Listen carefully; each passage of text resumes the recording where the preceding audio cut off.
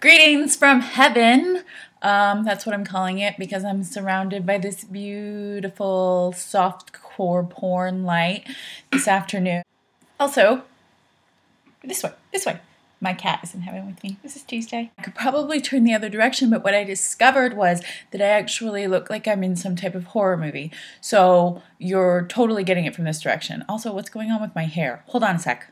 Oh my God, so much better. Okay, so now that I don't have hair sticking up anymore, I want to talk to you today about how I've recently become a Doctor Who fan. And I know everyone's like, what the hell, where have you been? This show's been on 50 years.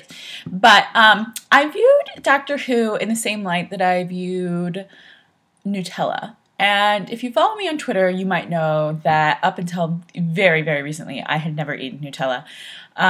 Because I assumed that Nutella was probably the greatest thing in the whole entire world. So I was like, Nutella, Doctor Who, here be dangerous waters.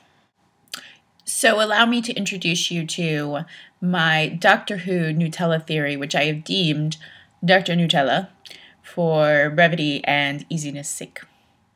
Lucky for you, I drew a diagram of exactly what would happen if I ate Nutella.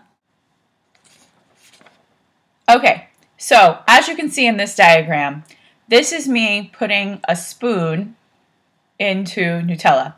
And then this is all the Nutella in the world. Never had one drawing lesson. Then, after I've had the Nutella, I eat all the Nutella in the world.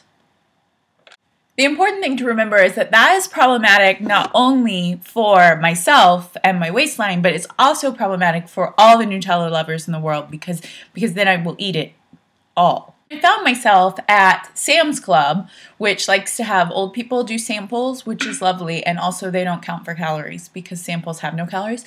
And my son saw Nutella and they were doing a sample of it and he said, "Oh, I want to try this." And I was like, I've never done it. And, you know, to me, it's like a gateway drug. So we had Nutella on a big, thick pretzel, which I think is what really undermined the Nutella's awesomeness. But I was kind of like, I do not want to eat all the Nutella in the world. Go figure. Buoyed by that success, I decided that I could, in fact, start watching Doctor Who. I know, my brain is a strange and magical place that makes little sense to outsiders. So I decided to watch Doctor Who with my husband, and at first I was kind of like, there are mannequins attacking people and a garbage can.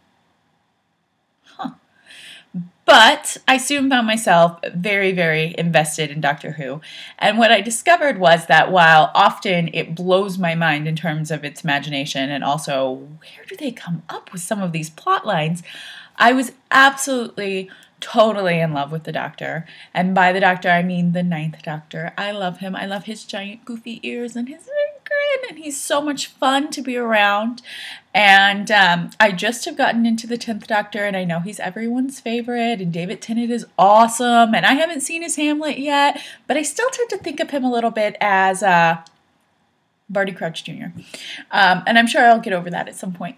But right now, my heart still belongs to the 9th Doctor. Actually, that's a lie. My heart belongs to Rose. Oh my God, how much do I love Rose? And here's why I love Rose. Like, yes, she is Billie Piper, teenage pop princess of the UK, but also she is smart and clever, and thank God she is a heroine who doesn't sit around while everybody else is fighting and do nothing, and I love that. I want girls to go out there and feel like they can kick ass and want to explore, and she embodies all of those things. And I just totally, totally adore her. So right now, I think most of my Doctor Who love is wrapped up in how much I love Rose Tyler. This is the long way of saying I'm a Doctor Who fan now. I guess that makes me a Whovian. I'm not even sure that I'm saying that right. Feel free to school me in the comments. And also feel free to weigh in on the 9th versus 10th Doctor love. I'm in this for the long haul, and I have about 500 million episodes left, and thank God Netflix has them because I can't afford to buy that many. Long live Doctor Who!